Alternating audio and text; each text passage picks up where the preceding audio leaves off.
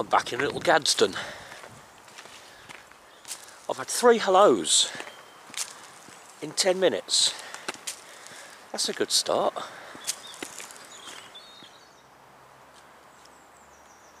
That nice green grassy looking area that you can see down there, that's actually part of the Golden Valley. If you remember a few weeks back, we went for a little walk along the Golden Valley, down at the other end. Today we're at the opposite end, because at the end of the valley there's an old mansion house which is of great interest to us.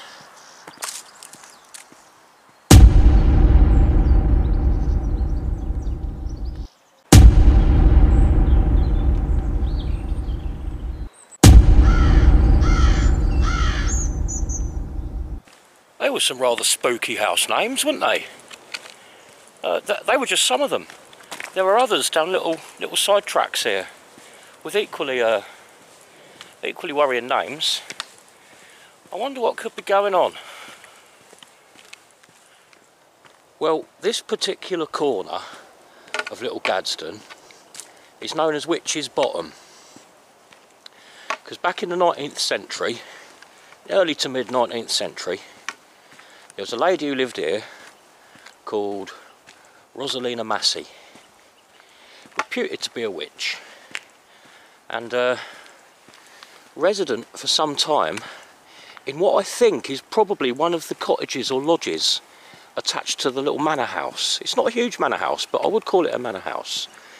Just at the end, here's the end of the valley, look. Come right to the end of it here, which is where probably the ancient trackway that I was looking for last time I was here probably finishes up along here, and plonked right at the end we've got this old mansion. There's our sprawling mansion at the end of the valley. It's called Witchcraft Hill, and as you can see it has associated cottages and lodges within its grounds. Now it's one of those that I reckon Rosina Massey used to live in. I'll tell you what, let's get over the pub and I'll tell you more about her. It's not been very easy finding information on Rosina Massey. There's absolutely nothing whatsoever online. None of my local books about ghosts and the paranormal and witchery and all that sort of thing, none of them mention her. Eventually I did come across, well, I was told about one particular book written by a guy, Roger Bolton, who lives here in Little Gaddesden. He lives at the old manor house, and we're going to go and have a look at that before we leave as well. I was told about his book. Now the only copy I could find of it, I think it was on Amazon. This is going back months now. I think it was on Amazon, and it was going for about 300 quid. Something ridiculous. So no chance was I going to buy that. But then a friend of mine, Sue, she said to me she knows somebody who's got a copy, and she'd try and get hold of it for me so I could borrow it. So everything I know about Rosina Massey has come from that book by Roger Bolton. And coincidentally, Rosina was born in Bolton, 1832, I think it was. So then, born in Bolton, lived in Gaddesden, Witch's Bottom to be specific, and we're going to finish up at the churchyard where she's buried. Her gravestone's still standing there.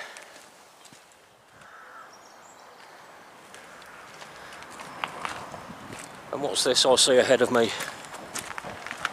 It's the Bridgewater Arms, named after the many Earls of Bridgewater who own the Ashridge estate, which is where we are.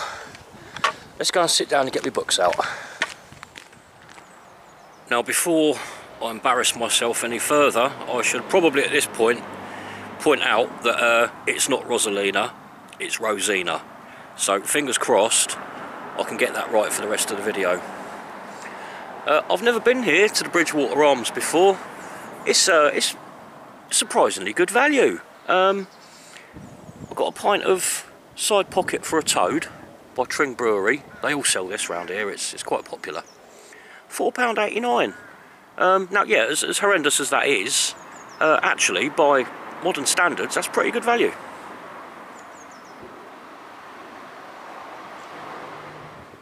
Rosina Massey, then. Actually quite recent in terms of, you know, local witch stories. 1832 she was born in Bolton. And as a child, she was said to be psychically gifted. At the age of 9, she suffered a head injury, got a whack on the head of some sort. And apparently from that day on, she had these psychic abilities. And even as a young child, she used to do these kind of healing sessions where it was said that she could see inside a person's body, and she would see light indicating as to where their problems were, ready for any healing that she might be able to offer. By 1850, she'd married Gerald Massey, who was a local poet and a Christian socialist. But he was getting quite big in London as a poet. He was getting quite famous, and he was hanging around with Tennyson and all this lot, you know. And the two of them, they actually started touring the country together as a kind of an act, I suppose. They were doing clairvoyance, and they were doing fortune telling and contacting the dead and all this sort of thing. They were doing this travelling around the country as a pair. And through his increasingly successful poetry, Gerald actually was absent for a lot of the time. He gained a few patrons along the way. Apparently they never really made much money from touring with their sort of show of mesmerism and clairvoyance and everything. But he had various patrons who would donate him large amounts of money and pay him to write poetry for them. And of course he was published in books as well. But one of his patrons was Lady Alford from Ashridge House, just over there. And she gave them a cottage to live in. Well, she gave them two, actually. The first of the two being one of those outbuildings that we just saw down in Witch's Bottom, next to the manor house. They lived there for a while. And of course, all the time that Gerald was away with all of his fancy pants poet friends in London, Rosina was getting more and more depressed. She wasn't doing well anyway, because along the way they'd suffered a lot of bad luck when it came to having children. They lost a few children at a very young age. She was stuck at home all day with nothing to do while he was out doing who knows what down in London with all of his mates. And she turned to drink. Now, after a few years of all this, it actually got to the point where all she was doing was sitting at home all day, drinking, doing Ouija boards. And according to her neighbours, she somehow, through these Ouija boards, gained the ability to control furniture. What do they call it? Telekinesis. Telekinesis. She'd apparently gained this power through overindulgence in the Ouija boards. And she was said to have been seen conducting her kitchen furniture as it flew around the room. Reminds me a bit of Fantasia, the old Disney one with Mickey Mouse, where he's flying all the furniture around. Apparently she could do that. And she was seen out at night, flying around the village. Actually, I think it said, the book that this came from, I think it said that she was seen flying between here and Studham on an old hurdle, as opposed to the traditional broomstick. Now, at some point, for whatever reason, Lady Alford moved the family out of the cottage at Witch's Bottom and over to a farmhouse cottage over on Beacon Road in Ringshall, which isn't far from here. And I know Beacon Road. The houses on Beacon Road are very old, so I really wouldn't be surprised if the particular house that they were moved to over there is actually still standing. I'll have to have a look for that one day and see if I can spot it. I have got the name somewhere. It might even still have the same name. You never know. But they were moved over to Beacon Road in Ringshall, which is where she, at the not very ripe old age of 33, died of, I think it was officially recorded as heart failure. She was 33 years old. Of course, Gerald was not around at the time, and she died. She'd prepared herself somehow. I think she was found dead in her bed, holding a candle, a penny to pay the ferryman, and a hammer to knock on Heaven's Gate when she arrived. Now, by the time they'd moved over to Beacon Road, over in Ringshaw, she'd got herself established pretty well as a reputation of being a witch, because she'd continued with her clairvoyance and fortune telling. But by the time she moved to Beacon Road, she was getting all of the usual sort of witchy accusations from the locals. People would say things like, "Oh, she looked at my chickens and now they don't lay anymore," or I passed her on the lane at midnight and now my cows are giving sour milk. You know, all this sort of thing. Very typical stories dreamt up by the locals. You got to feel a bit sorry for her, really. She was obviously quite troubled. She'd had quite an upsetting time here with the deaths of all of her children and the absence of her husband and her descent into madness using the Ouija board. Actually, they did try to get her committed at one point. They did try and put her in an insane asylum, her fellow friendly villagers, but she wouldn't have any of it. She stayed there until she died. Right, we're only a 5-minute walk from the church. Let's go and find her grave. Right, this is the bit where the wind noise was so horrendous that I've had to turn off the volume and give you a really low quality voiceover.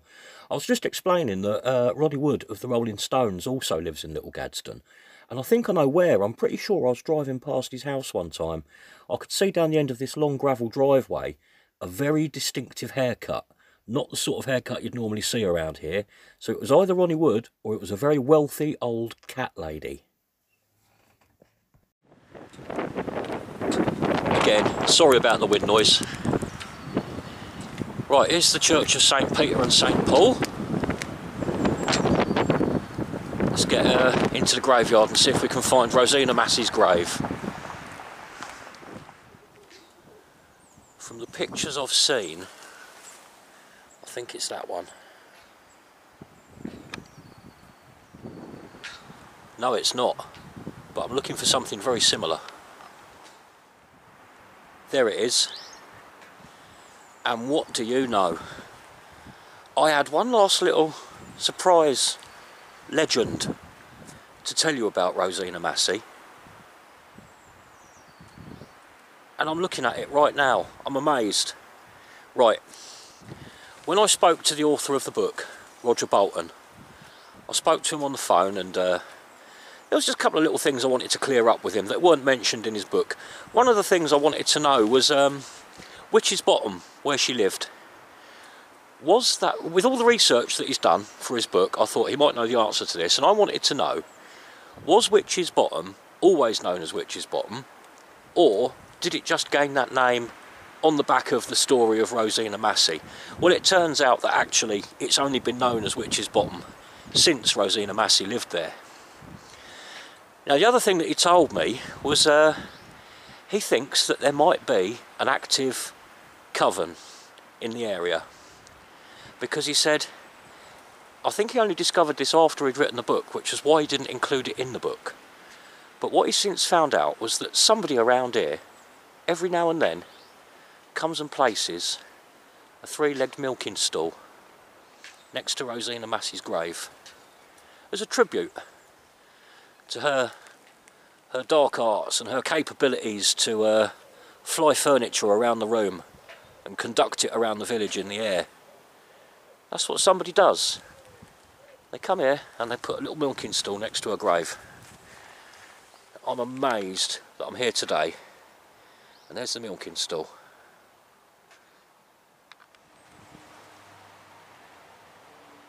It's still fairly legible.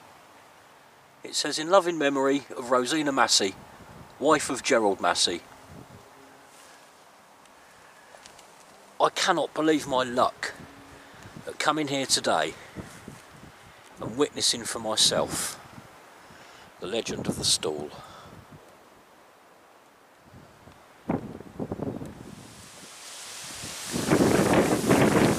Now, just very quickly then, before we go and look at the manor house, Little Gaddesden Manor House, let's have a very quick look at this place. This is John O. Gaddesden's house.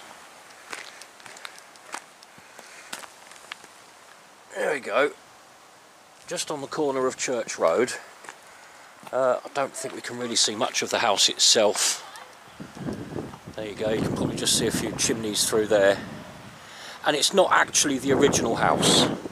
That what's standing in there now is old, but it's not 13th century. Now, who's John O. Gaddesden then? Well, they reckon that John O. Gaddesden, he was a 13th century royal physician. Now he wrote, it's reckoned, he wrote Britain's very first medical encyclopedia, right here in Little Gaddesden. And it's also reckoned that he was the inspiration for the character of the Doctor in Chaucer's Canterbury Tales, which I think is considered the oldest novel in Britain, isn't it?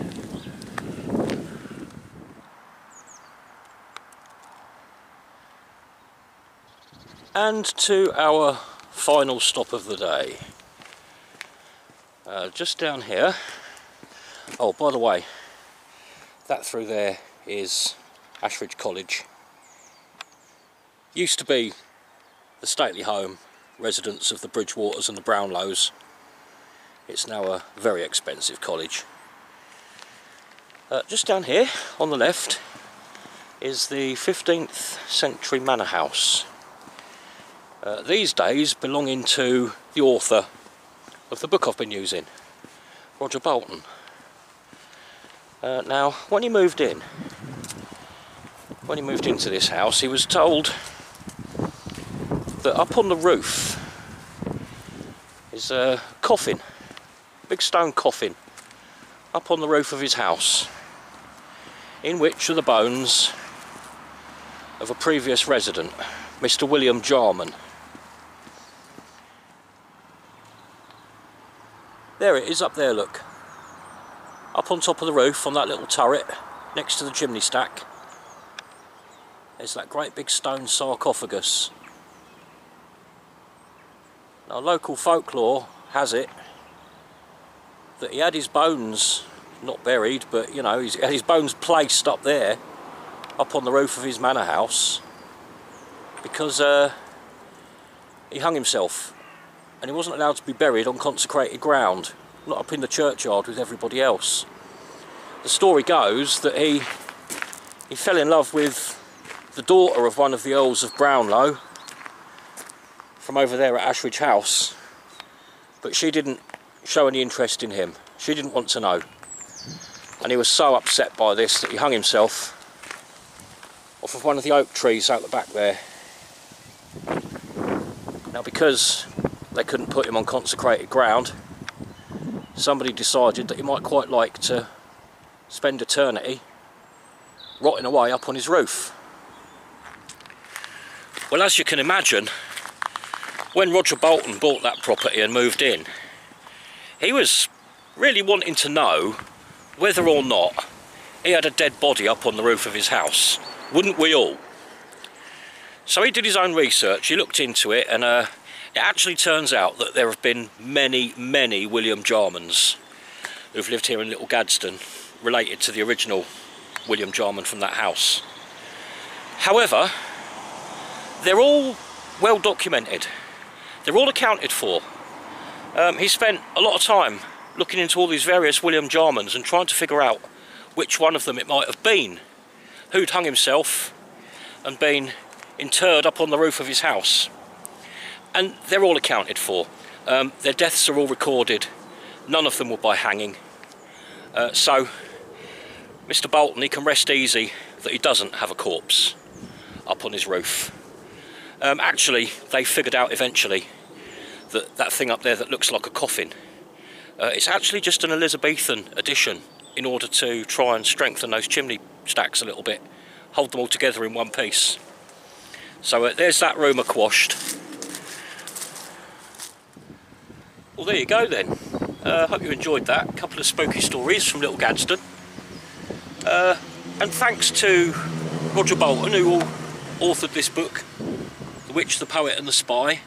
Like I said, it doesn't seem to be very readily available, and I was very lucky to be lent this copy to be able to find anything out about Rosina Massey.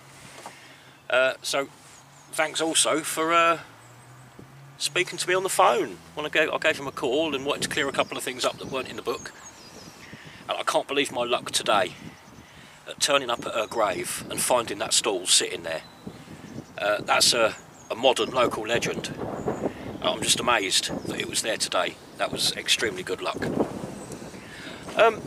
One last little thing is the name Little Gaddesden. Now, I've got a book of English place names, which is on the whole very useful, very accurate, it's pretty good.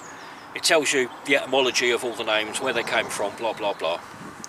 But that book tells me that Gaddesden, there are 3 Gaddesdens by the way, we've got Little Gaddesden, we've got Great Gaddesden, and there's also Gaddesden Row. But Gaddesden itself, according to that book, means the valley belonging to a bloke called Gaddesden or Gayton, something like that. And that's going back to the 10th century that was recorded. However, this book says that Gaddesden means Valley of Goats. Well, to be honest, I'm more inclined to believe that it means Valley of Goats, because that book I was referring to, the Book of English Place Names, it does seem to use that definition of a place belonging to somebody called such and such. Now, another example in that book, which doesn't seem quite right, is Flitwick and Flitton. Just down the road from here, I've done a video at Flitwick and the River Flit.